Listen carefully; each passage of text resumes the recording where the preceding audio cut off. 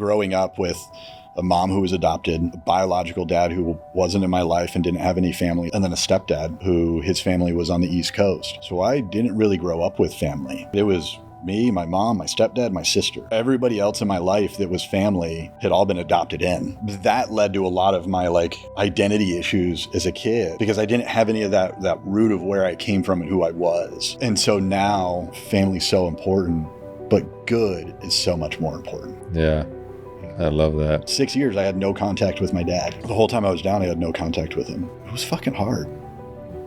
I came out with a lot of resentment towards that. After, being able to remove myself from self, understand how hard that had to have been for him. Unfortunately, we never had a chance to have that conversation about why. And losing somebody that I didn't think was going to affect me as hard as it did, I'm just so glad that I'm able to live the life I live now. Because if this would have happened 2 years ago, man, who knows where I'd be right now.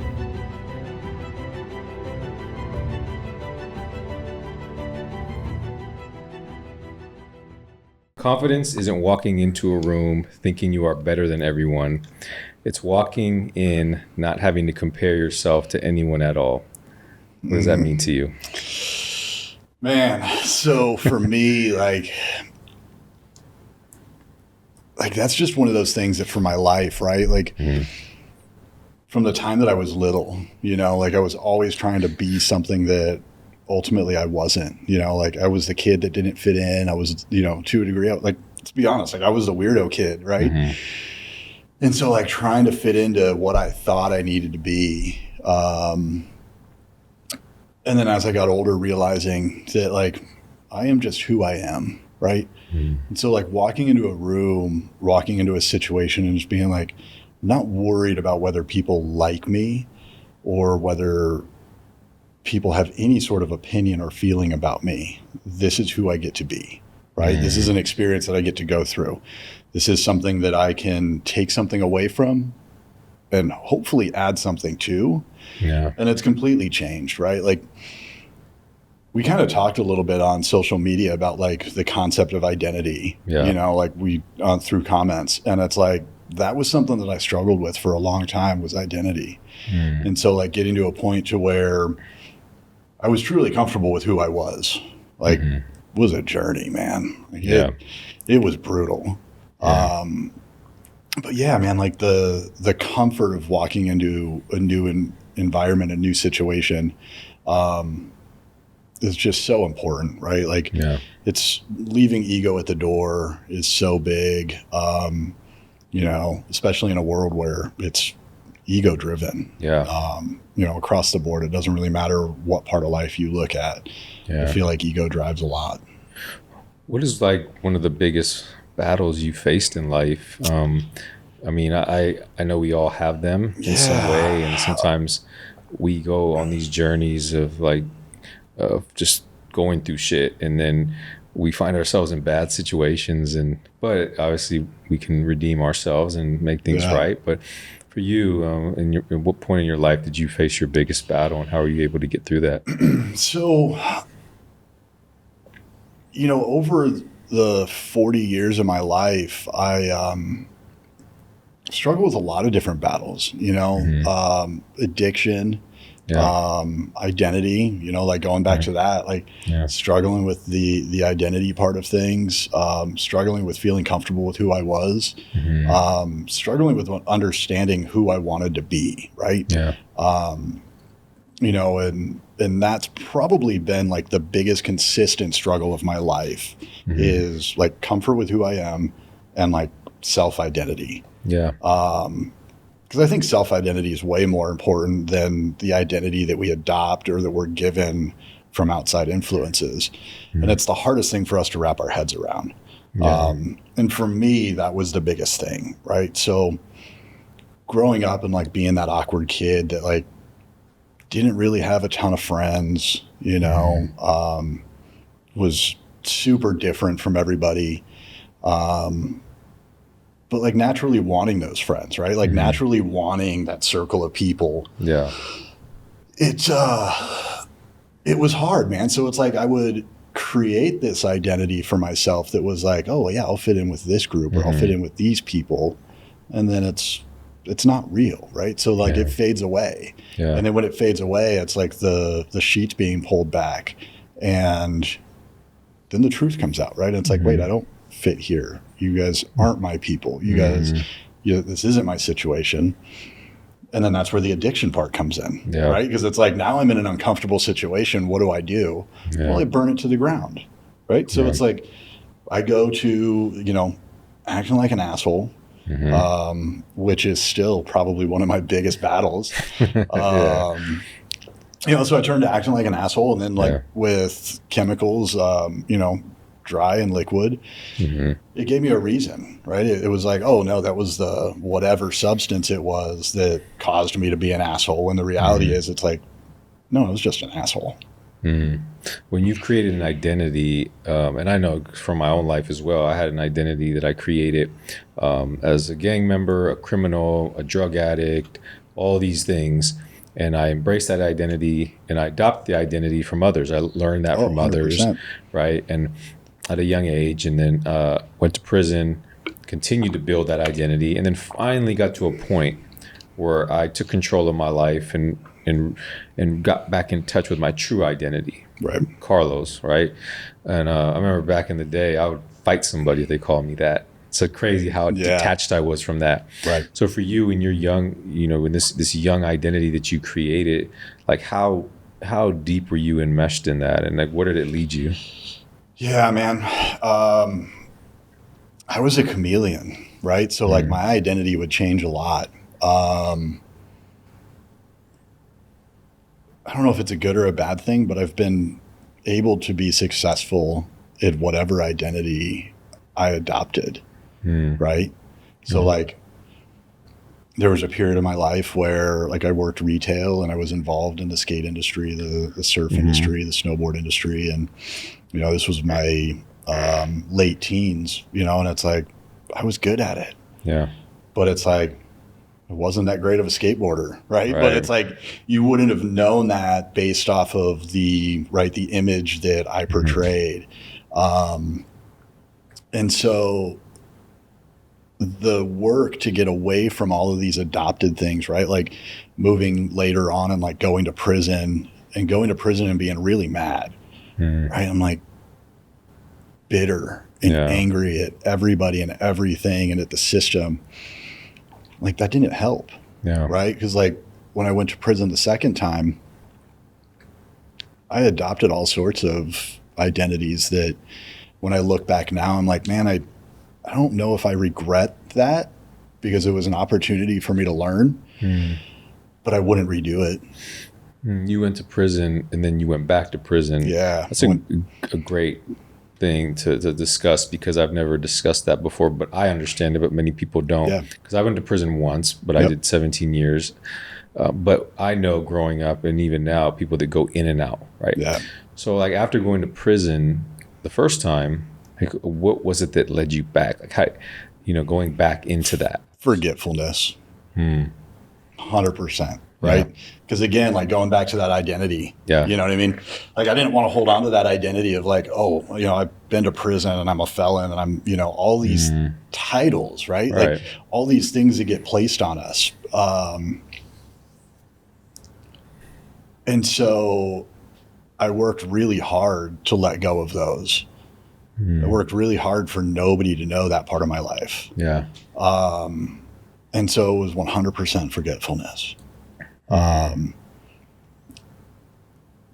Forgetting what it's like to be away from friends and family and freedom and all the things that we get to do really is the reason why, right? You can blame it on addiction, and I can blame it on chemicals and relationships and all this other shit, but at the end of the day it just comes down to me, right? And it comes down to my inability at the time to recognize that and to work through that and to hold on to it. And, there's so many guys now. So when I went to prison the first time, 2012 to 2013, and at the time this wasn't a thing, right? Like the open conversation about it wasn't a thing. Not at all. And so it was easy to forget about it. It was easy to let it go. the second time was very different coming home. I knew that I never wanted to forget. I knew that I never wanted to not talk about it. Right. My clients, a majority of them know my story because it's important for me, right? Like it's who I am. Yeah. It doesn't define me, but it is a huge makeup of who I am and why I am the way I am now. Yeah. Right. And so when I've got clients, and we'll kind of touch on what I do, but like when I've got clients and we have a relationship, and it really is that, like, it's like a long-term marriage, like a lot of my clients were working together for 6 months to 2-3 years. And so it's important to have transparency there, and it's important to understand, and it's important for me not to forget, because it's real easy for me to walk into my shop every day and be like, cool. Right. Like, It's we my get to, shop, right? like it's we get to do really cool stuff. And I've, again, like letting that ego thing slip back in where it's like, this is mine. Right. Like, and it's not that, like, excuse me. Like, yeah, it is mine in the aspect of like, I'm liable for it, but it's not mine. Yeah. Right. It's the emotional experience of everybody involved. And that's what's there, right? Yeah. It's not about money. It's not about ego. Like it's about emotion. Yeah. And so, like it just working through that, right? And like understanding the difference between my first time and my second time, right? To kind of circle back to your question. First time I drastically forgot, and I forgot quick. Yeah. Because I forced it out. The second time I embraced it. And I don't ever want to stop embracing it. Yeah. Because if it weren't for dudes like you and for Peter and, DJ Cruz and, the guys that did a lot more time than I did, were in a lot worse situations than I was, and came out and were able to find success.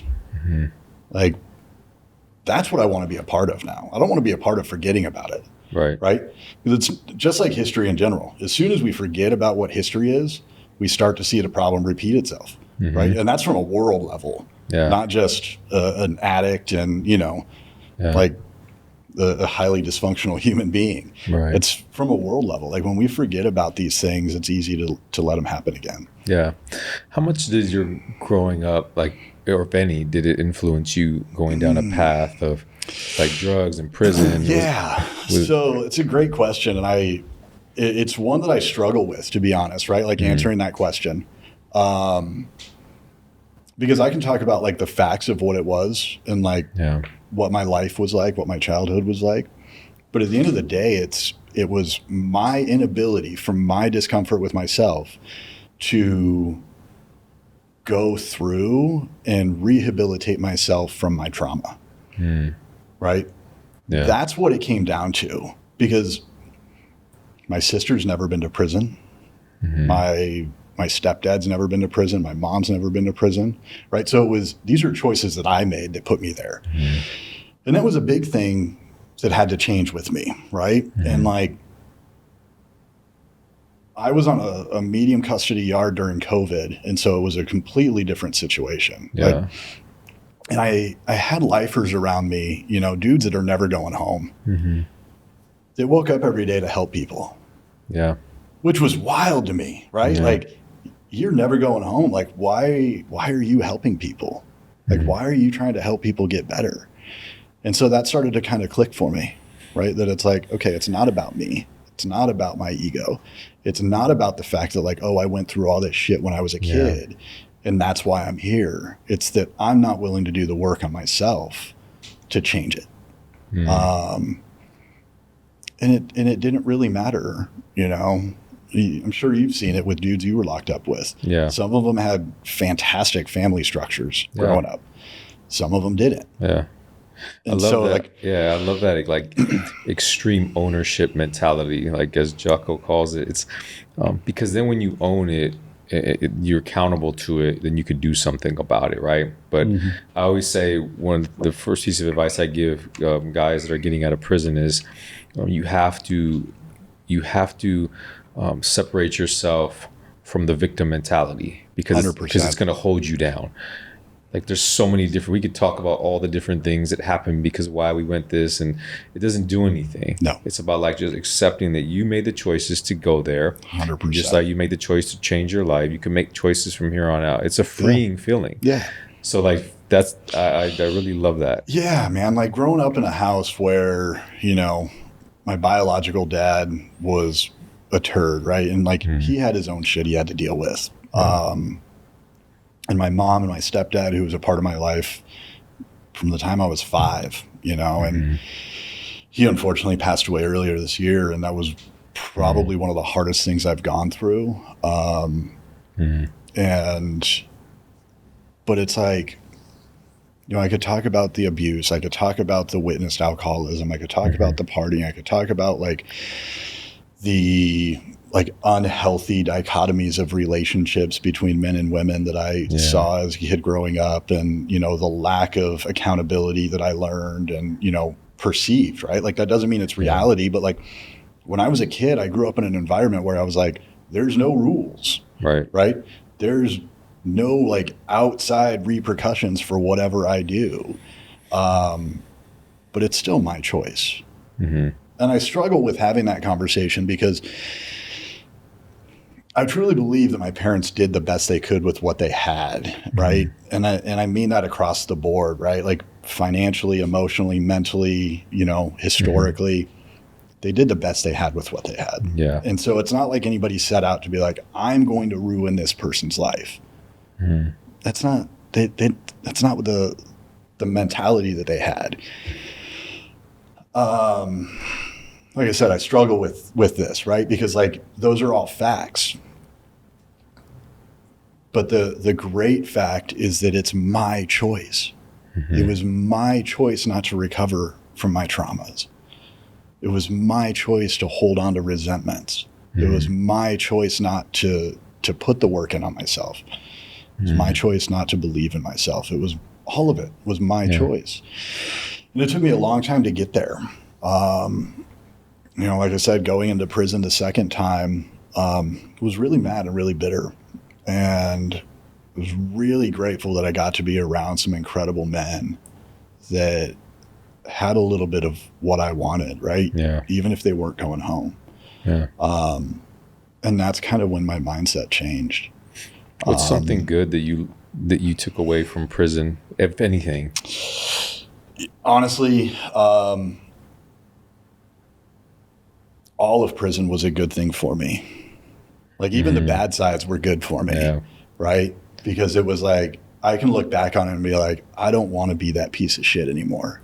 I don't want to make those like shitty choices. Yeah. You know, and that's not that I'm, you know, a perfect person now.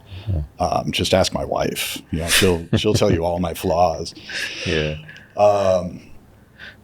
But I would have to say that probably the greatest thing that I walked out of prison with was a quote. And it's something that I go back to regularly, and it's comfort and growth cannot coexist. And I have to remind myself of that constantly. Yeah.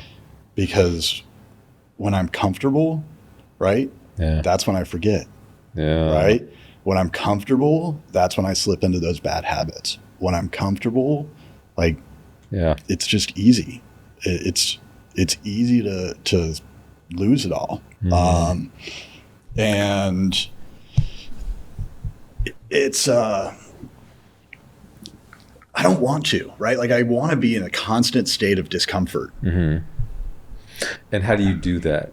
Like, what are some things you've done or still do to continue to grow, to continue to be uncomfortable? It's a lot of saying yes. Yeah, absolutely. Even like, when you feel like you don't want to, you're like, all right. Yeah, like it's a lot of saying yes, right? Like I try to no longer look at things from like a super analytical side. You know, because if I start looking at things from an analytical side and like putting them on paper, you know, and like doing the whole pros and cons and all that stuff, that ultimately makes the answer for you, right? And like it takes the emotion and it takes the trust of self out of the equation. Yeah. And so I say yes. Like Yeah. in my sobriety, I say yes as much as I can. And that's scary. Like it's painful, Yeah. but I say yes, right? Within the business, I say yes to things that scare me. Like if it's the easy thing, I usually kind of like question it. If it's really scary, I'm all for it, right? Because it's going to push the boundaries. And if it can push my boundaries, then, you know, it puts me in a position to where I can help other people push their boundaries. Yeah. And that's for me now where I want to say like I get the most gratification. Yeah, you seem like a really good leader. And I try know to be. Yeah, I could sense that in just your mindset. And I know you said you have a family and you have children. I do. When it comes to them, are you open about your past? Have you had that conversation? And you just because that's always a thing, right? Yeah. So, you know, I'm grateful that I get to be here with you in person today.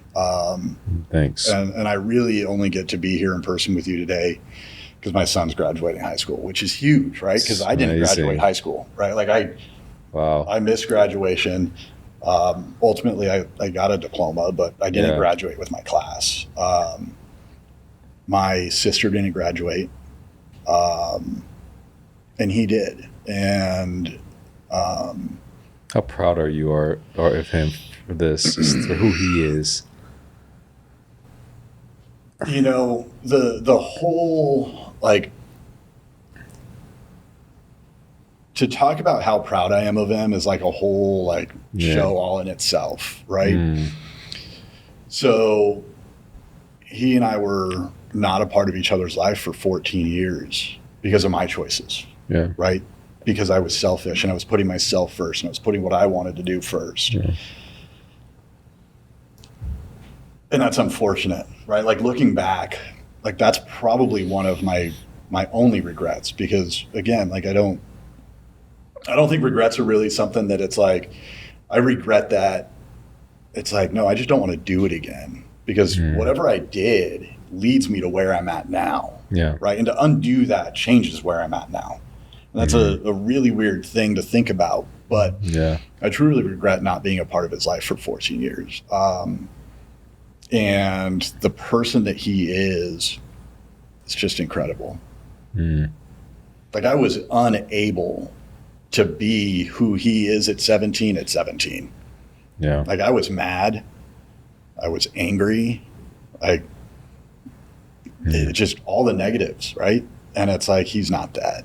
And so when my dad passed away in January, that's when he and I were able to reconnect.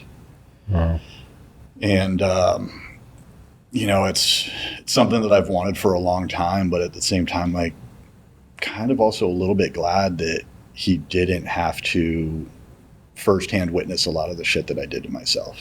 It probably protected him from a lot.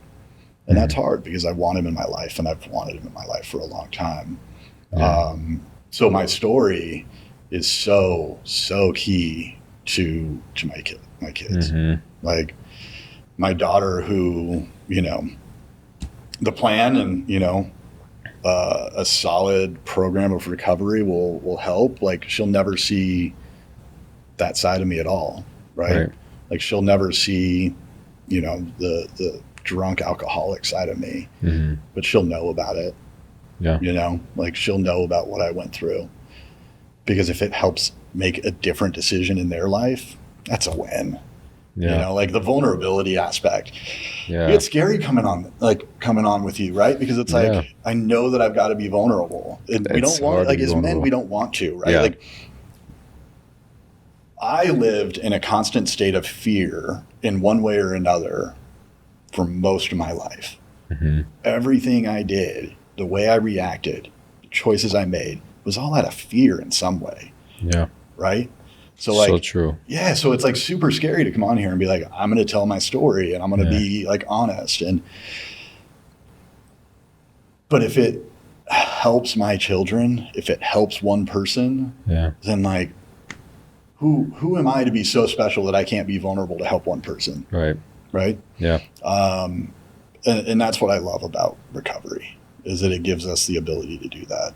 Yeah, absolutely. And one person helped me. I'm pretty sure there was a person in your life that's helped you at some point. Yeah. And that's, played a huge part in us being who we are. And I always think about that when I'm doing the work that I'm doing. It's just the power of helping one person. Yeah. And that everybody deals with something. Everybody goes through something, and we have our own, battles that we go through. Yeah. But I meet people that on the outside looks like they have it all together, but deep down inside, they're dealing with a lot of stuff. And even people like that can look at us and our story and our journey and draw inspiration and advice from to help them be able to become better. Yeah. And like I have a nephew.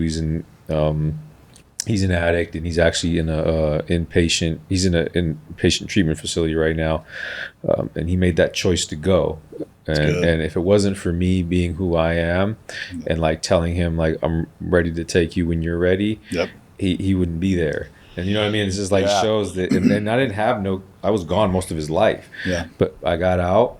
He got out. I got out of prison about 4 years ago. He got out last year, end of last year, and he just was addicted, and I went to try to reconnect with him and saw what kind of state he was in, and I felt like a lot of like helplessness, like I wasn't able to help him, and I wanted to so bad. So somebody told me, just continue to lead by example, continue to just be who you are, and I did that. And one day we communicate, and he's like, all right, I want to go. So I took him and I dropped him. He's there and he's recovering. He just went through detox, and like, it's just so powerful, like just us being who we are, right? And then when you come speak and you tell your story, you're even helping even more. It gives me goosebumps, like just hearing you talk about that, right? Because it's so important. And I think that there's a reason why individuals like you and Peter and your stories are so powerful. And honestly, most addicts, right? Like if we can get most addicts out of the addict mentality, like, it's a fucking superpower. Yeah. Right? Because like, we have an innate ability to like understand bullshit, right? Yeah. We have an innate ability to understand fear and hiding and masking and identity and all these things, right? Because we've been that. Yeah. And so when we work through our shit and we can give that to somebody else, and it's like, you can pick it out. Like, you knew your nephew wasn't ready. Right. I know my sister's not ready. Right. And that's hard. Yeah. That's so hard. Yeah, it is. And sometimes the road to get to that point is messy. Right. Yeah. I firmly believe in like painful honesty. Right. Like, I didn't believe in that for a long time. And I know that like, there were things that had to be said to me that were said to me. And if they weren't, I don't know that I would be here today. Right. And at the time, I didn't want to hear them. Right. Because hearing them gets me back to my true identity. Right. So like, when I hear somebody not say you're an alcoholic, but say you're hurting yourself, two different things, right? Yeah. Same message, but two different things. Yeah. And so it's like, or, you're hurting the people you love, man, so different than like, call me an alcoholic all you want, call me whatever names you want. But when you start having a conversation different, it's like, let's talk about the truth, right? Who are you hurting? Yeah. What are you hurting? And so, yeah, man, without like guys sharing their stories, I just don't know. I don't know where we would be. Yeah. And it's like, I get to have a firsthand seat to a lot of men that I was in prison with now finding success. It's incredible. It's so amazing. Like I mean, look what you're doing with AZ Customs. It's like, it's incredible, man. Like, I just from first glance, I couldn't tell you were in prison, like, at all. Like, you're just what you're doing and just who you are and how you carry yourself. And same with Peter. Yeah. Like, I meet so many great, some of the, I would say the best people I've ever met in my life are all people who've been inside are my best friends. And and there's something about like this like resiliency and this gratitude and this humbleness and this just like honesty and like just things like keeping your word and like these things that like that come with living that type of life for, you know, even if you're just in there for a short period of time, you pick these things up. Right. And you come out into the world and you do amazing things. And so, and I think that it's also going back to what you said, it's a decision, because I also know a ton of people who go to prison and get out and are assholes, blame everybody, are bitter, or this or that. It's just different with certain people. They they go through a different experience, I think. You know, I look at those and I just feel like they're not ready yet. Right. They're just not ready to accept where they're at and what they need to do. Right. Because they're still wanting it done for them. You know, and I saw it, you know, firsthand in prison. Like, how many of those dudes wanted shit done for them? You know, bring me my laundry, bring me my food, bring me this, do that. Like, it's nobody fucking owes you a thing. The only thing that owes you anything is you. Right? Like, we're promised two things in life. We're born and we die. Whatever happens in between those two is our choice. And we've got to put the work in to do it. And you can choose, like, you can choose to die in that mentality of being a victim, right? I've just chosen not to do that, right? Like I did for a long time. You know, I was mad at the state for giving me 6 years, and finally I had to come to the terms with, like, you know what? No, I fucking did what I did. I got what I got, and it wasn't wrong. Like, it is what it is. Right? Even if it's wrong, I can't undo it. Can't change it. So how do I make the best of it? And it took me about 2.5, 3 years into my term to figure that out. You know, and that came from finding an understanding of a higher power. Came with an understanding of principles and morals. And it's like, and then breaking those down, right? So it's one thing to say, like, okay, cool, like, my faith wants me to have these principles and wants me to have these morals and wants me to have this toolbox of things. And then it's another to really understand what those are. Right? So, like, what is patience? Like, patience is like one of the things that I have to work on the most. And I still work on it constantly. Like, slow drivers, they're my enemy, you know, like, and so, like, patience, like understanding that whatever is going to happen will happen when it's supposed to. Trying to force things, which is what I did for a long time, right? When I wanted something, it didn't matter who I had to hurt, what I had to do, I would get it. And then it would all be gone because it was meaningless. And so patience of understanding that, like, there's a process to all of it. Now, you can push the boundaries, right? And you can strive for more, right? Like, that's not to say, like, be stagnant and don't do anything and don't strive and don't try to grow. But understand that, like, through all of that, sometimes you just have to sit back and be like, it's going to fucking happen. You know? We went through it with the business. We were looking for a new space. It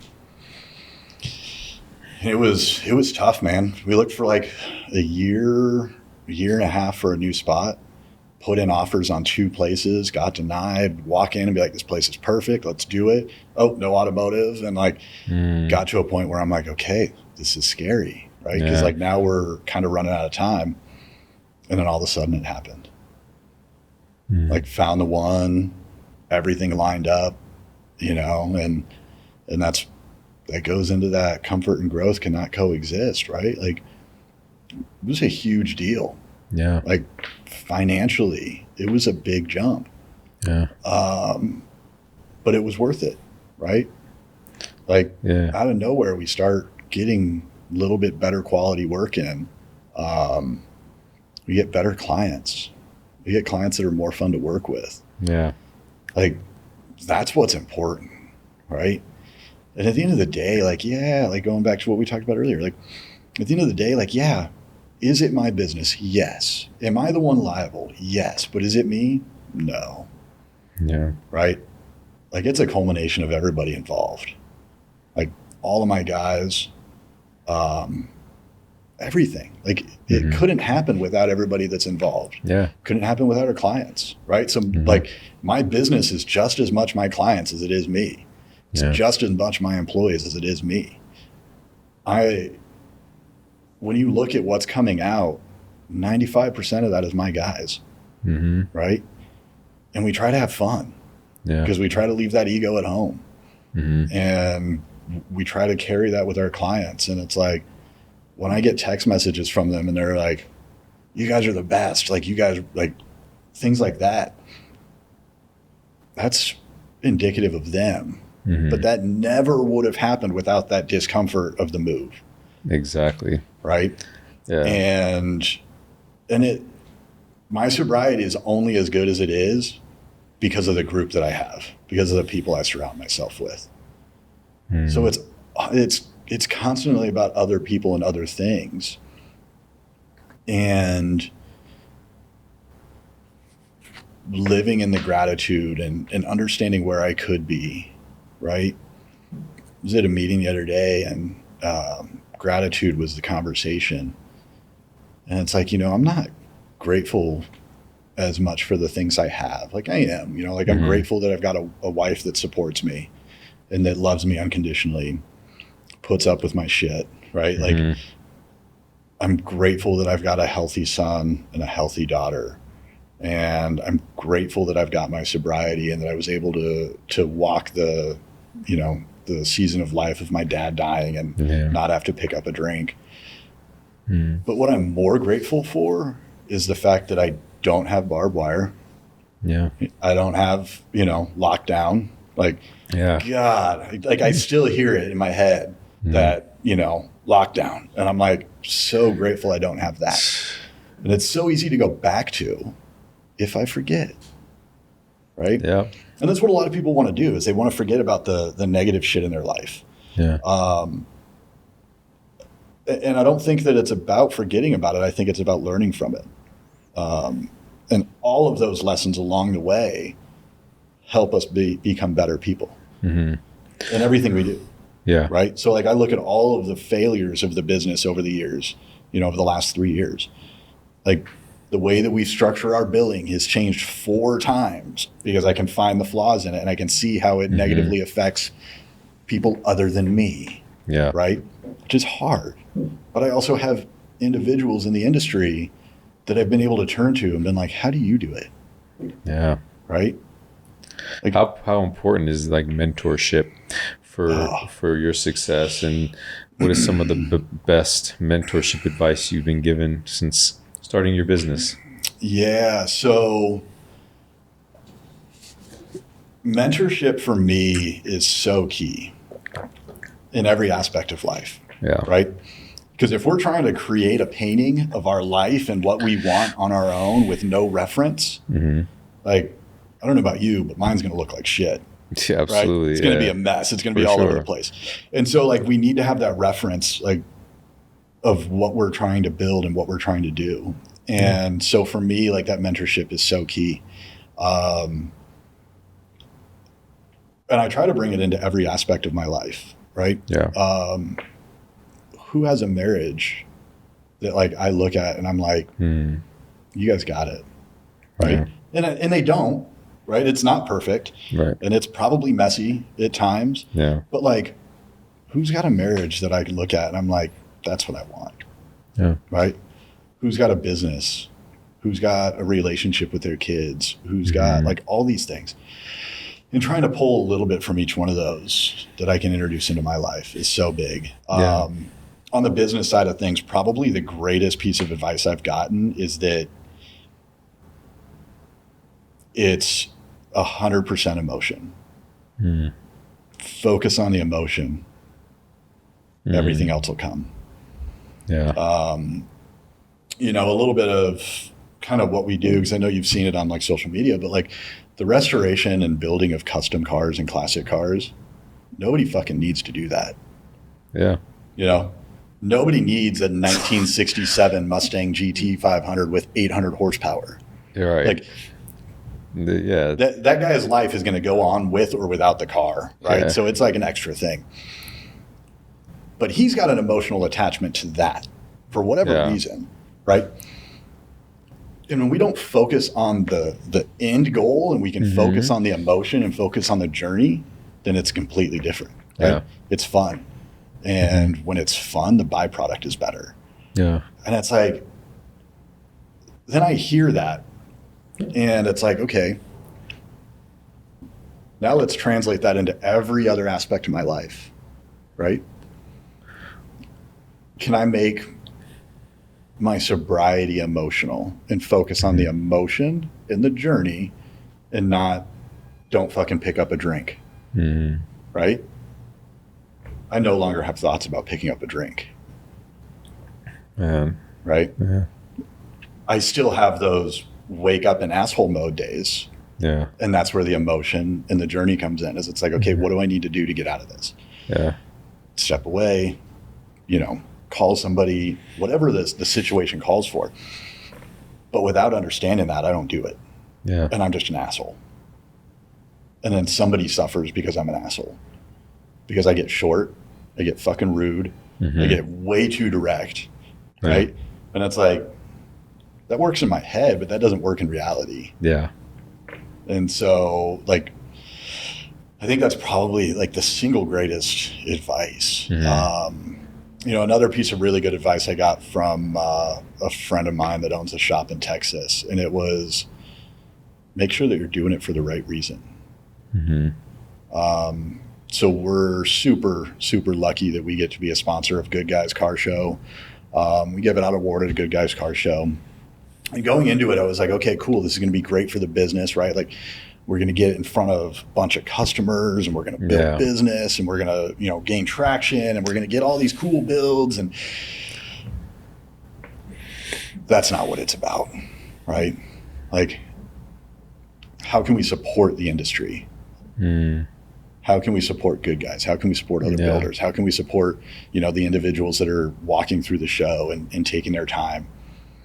If we get no work from it, but we can support the industry and we can support other people, then it's worth it. And again, like, taking all of the advice I get and finding a way to transfer it into other aspects of my life. Like, if it's good, what's the old saying? If it's good for the goose, it's good for the gamble, right? So, like, if it's good business advice, willing to bet it's probably also good advice at home. Exactly. Right? So, like, am I buying flowers for my wife because I want the recognition of, like, oh, you did something really nice for me? Or is it because in my eyes you deserve this? Right? And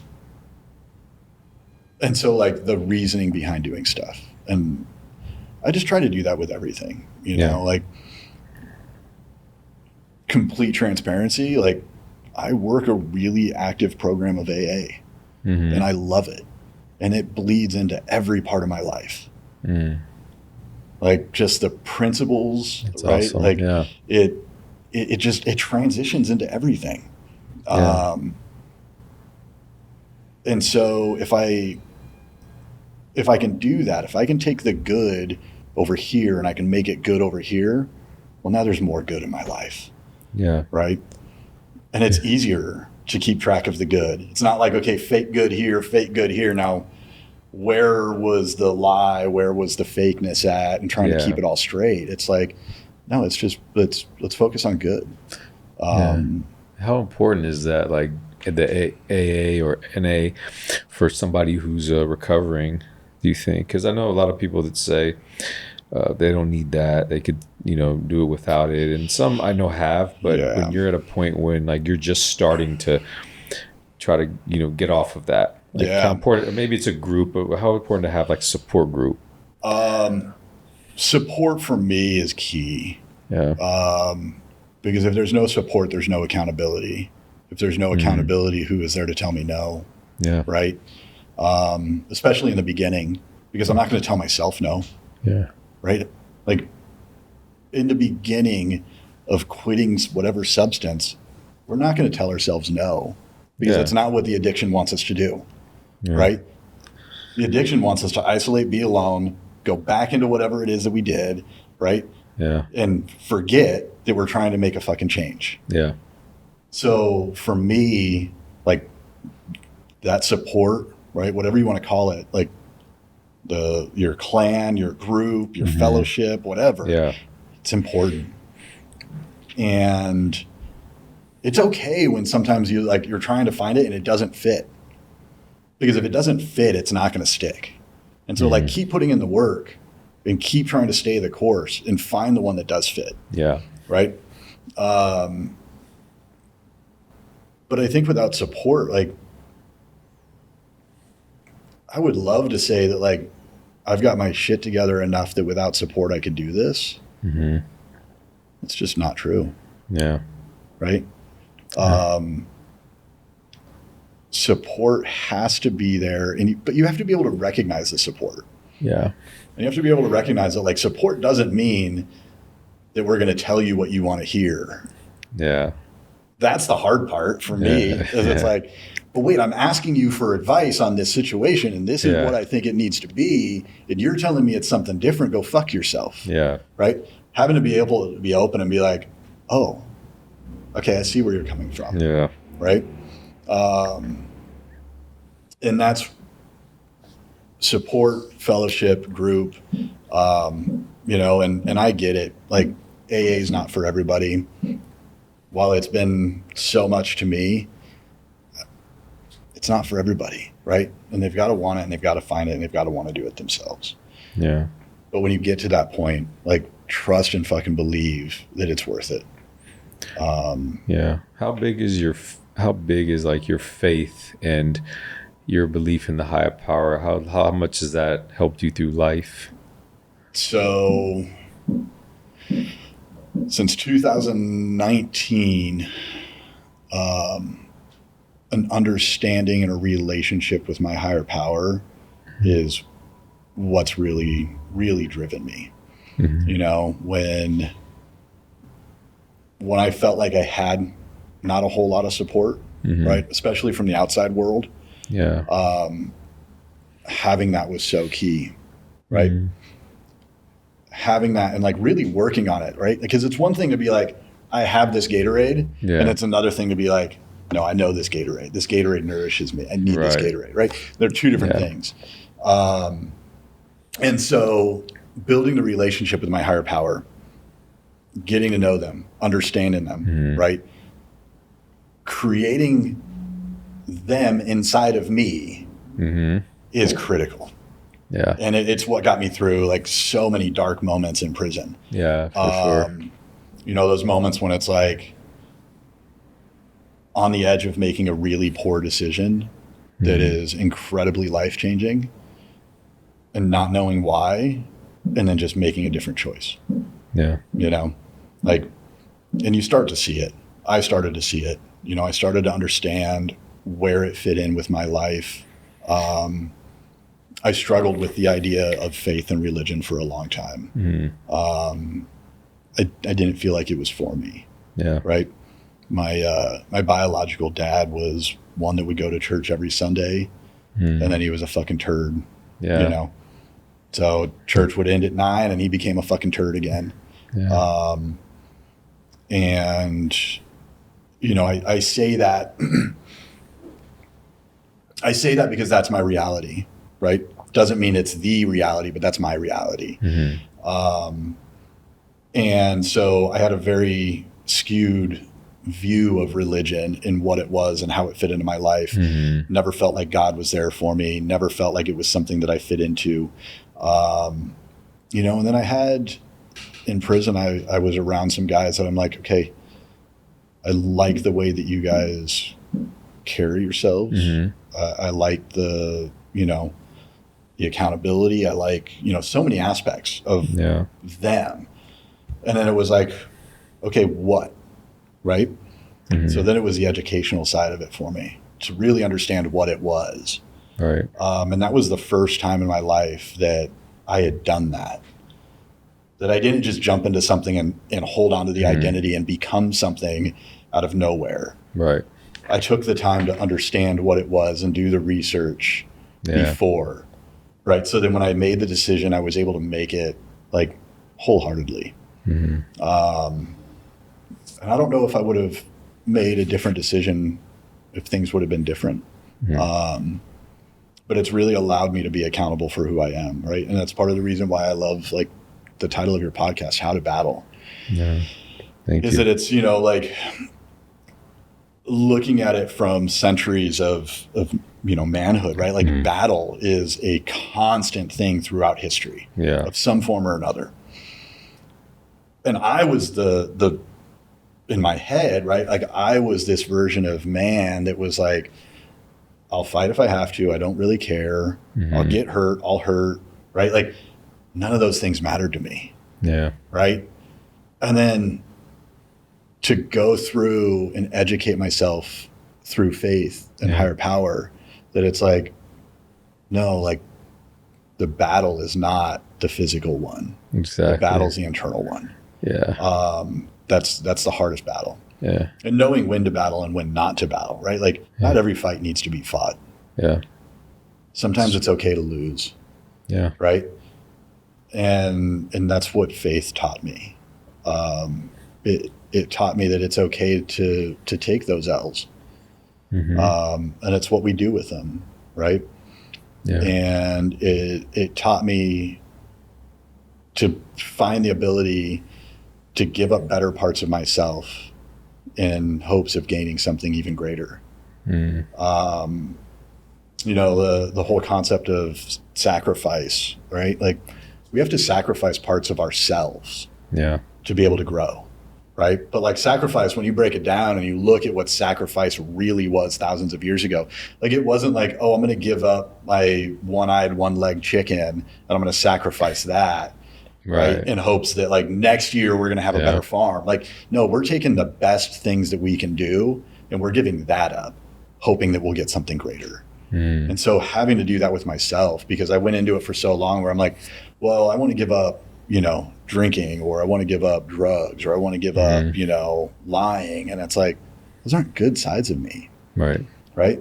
So like, let's start giving up the good sides of us and hoping that we get something better. And by doing that, like I slowly started working on those things, like being able to cut out toxic relationships.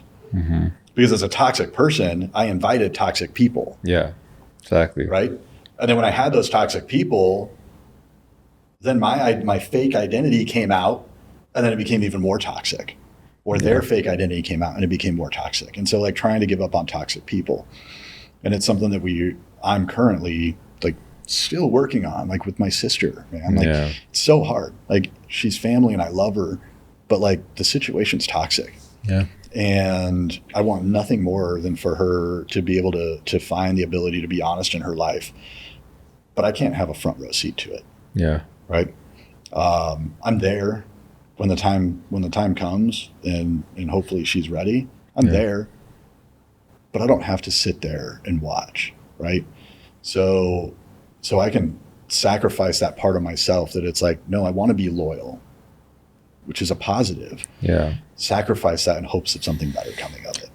Yeah, I have a similar situation with my sister. We don't talk really at all, and just the toxicity is what keeps us apart. And I pray for her all the time, and I still love her and I care about her, and I'll be there for her if she really needed me. But I think it's okay to even if it's family, to not be a part of people's lives that bring you down, right? Because I got to a point now where I'm just like, my whole mission here is to just become the best version of myself, because by doing that, I'm able to attract the right people into my life, the right opportunities, be able to help as best as I can people when they really need it.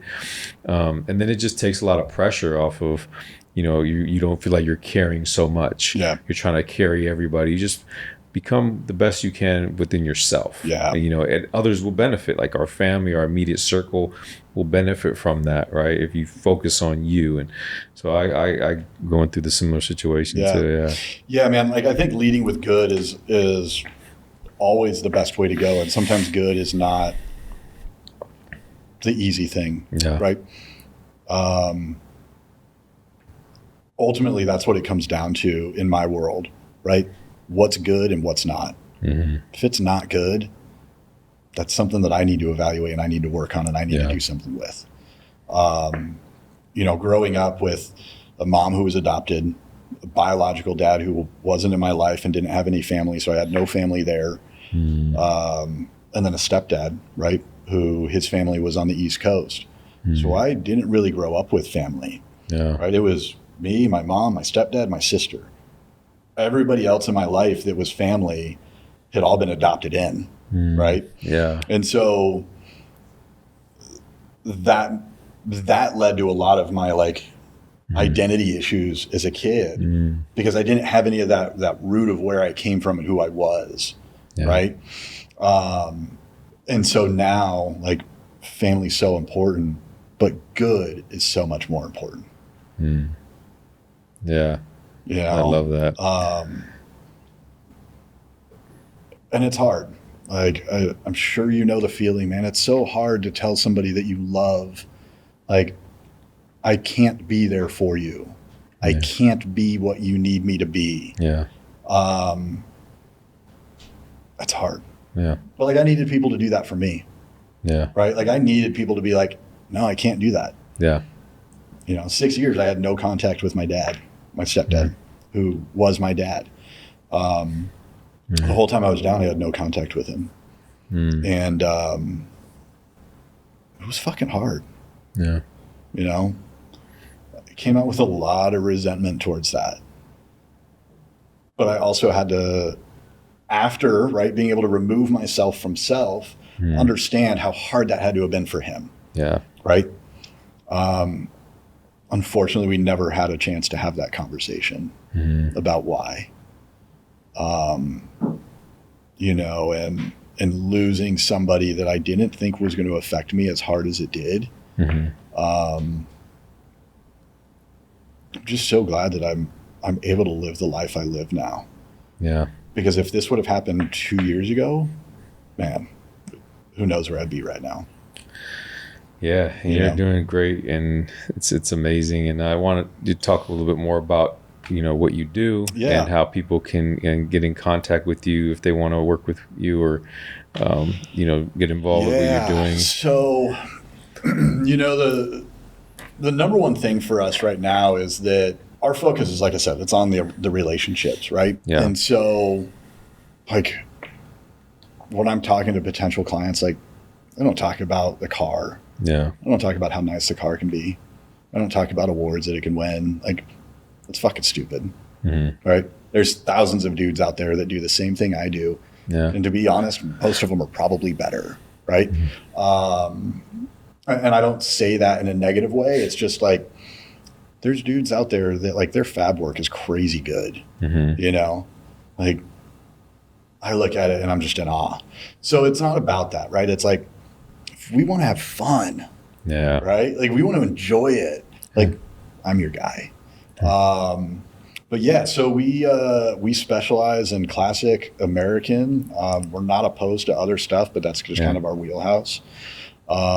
Everything from full concourse restoration, which really takes us outside of our comfort zone. Yeah. We've got a 1954 Buick Roadmaster for a gentleman up north in California here. No.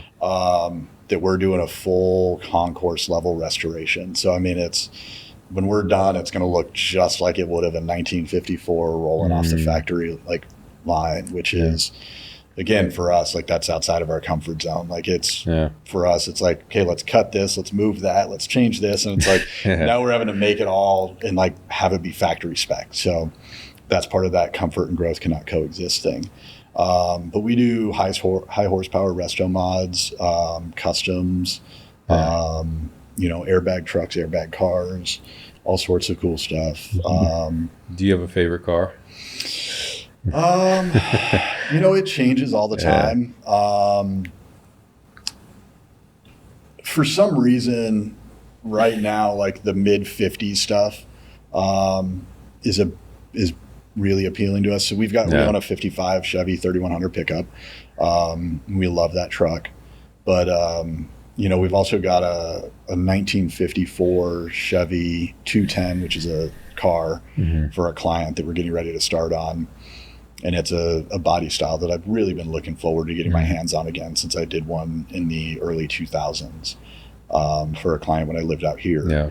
And so I'm really excited for that one. But yeah, I mean, it changes. I'm an addict. So it changes from day to day and from week to week. Like yeah. Our addictions went from one thing to something else. Like 100%. Same thing. Like I'm addicted to my work, but I don't even consider it work. I love what I do, and I'm obsessed with it. But before we go, just one last thing. Yeah. To say there's a guy in prison right now listening to this podcast, and he can relate with you in so many ways, and he's just made a decision to get his life together, to stop drinking, to go home. He has a family, wants to do things right. And there's probably really a guy like that out there. Well, hundreds of them. What would your advice be to that guy? And to man, that camera over there. I guess the best way that I would put it is like the advice that I would have given myself 5 years ago. It's possible.